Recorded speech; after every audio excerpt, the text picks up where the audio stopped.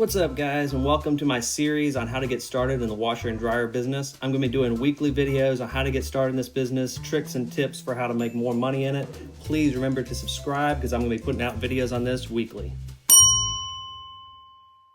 What's up, guys, and welcome to my kitchen because the rest of my house is a disaster from moving, but I wanted to talk real quick about busy season. Busy season is coming up quick. We got whenever tax returns are coming in, that's pretty much washer dryer busy season. People tend to get tax returns in and spend it on a bunch of other things, and then remember they need to get a washer and dryer and they don't have enough for a brand new set, so they tend to go used. So this will always be the busiest season for us, is when those tax returns come in. Usually they'll come in end of January, mid-January for people that are turning them in quickly, through February and part of March. Past that, it will be a slower busy season, but that's by far the biggest part. Is like definitely this time of year is prep season. We should be fixing as much as humanly possible so you're ready for season. The worst thing you can do right now is start marking stuff down because things aren't selling as fast because it's just slow season. Winter, at least in my area, winter around Christmas time, I get a few people buying machines as presents, but nowhere near as many as busy season.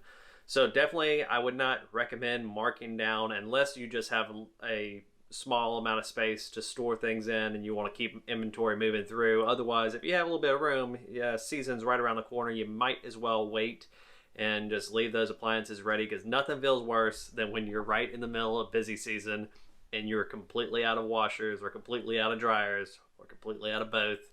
It's even worse. And you're just literally fixing things, and as soon as you're done fixing it, you got a list of people that are waiting for you to text them with a picture of what you got done, and that sells quickly. Like, that's great, but like, it's much better to have 30 or 40 machines ready to go.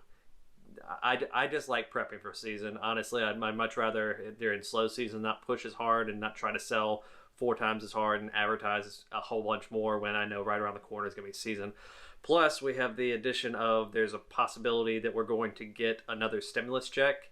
And for you guys who've already been selling machines through the last stimulus check, you know what happened. It was pretty much like an extra season hit right there. We sold everything again as soon as, and like, who knew? One of those things, like, who knew that was going to happen? But there's a possibility that like we're going to get that at the same time. So I don't know exactly what's going to happen as far as our season goes. Maybe it's going to be a mega season because both will come in.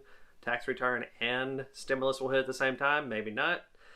But who knows? One way or another, at least tax returns are probably going to be coming in. So at least be ready for that season.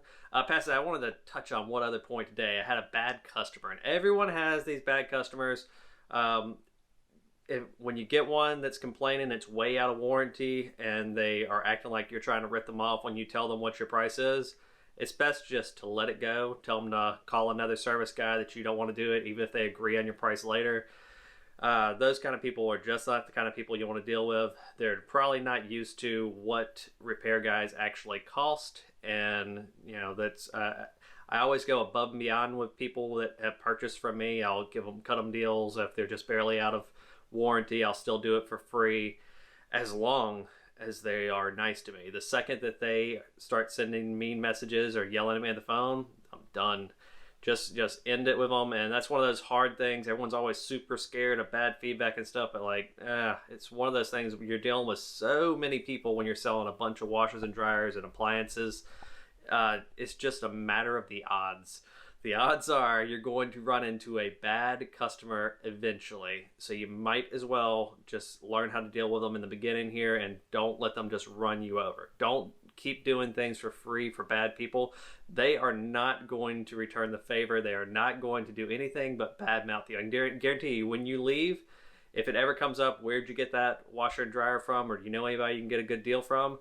They aren't going to recommend you. They're going to tell them the bad story about how your machine broke down 6 months afterwards or however long afterwards, and you charge them, or you threatened to charge them, or you charge them half price or whatever you did to be nice. That's not going to come up. They're going to make you out to be the worst person possible. But the nice people, if they call and they are nice, be nice to them. If they're calling, they're out of warranty, I usually always cut my personal customers a little bit of a discount, and you know, if it's a really harsh, probably, you know, not their fault kind of thing, I may do it for free. I do a lot of nice things for people if they're nice to me. And that will come back and help you someday too. I find that the customers that I'm really nice to, the ones that really actually do need help, that actually are in a tough situation, that kind of stuff will come back. So just be good to the ones that are good to you, and the ones that are bad to you, just try to avoid them at all costs. Don't be mean back. Just end the conversation, block the number, and move on. All right, guys, but that's it. Another short video, but we'll see y'all next time. Please like, please subscribe. Any comments, stick them down below, and I'll answer them. See y'all next time. Alright guys, thanks for watching, and please like, it really helps the channel. And if you want to subscribe, because I'm having a lot more of these videos coming out, click right here. I also have a playlist of all the washer and dryer, how to start in this business type videos that I made, and it is right here. Thanks for watching, guys.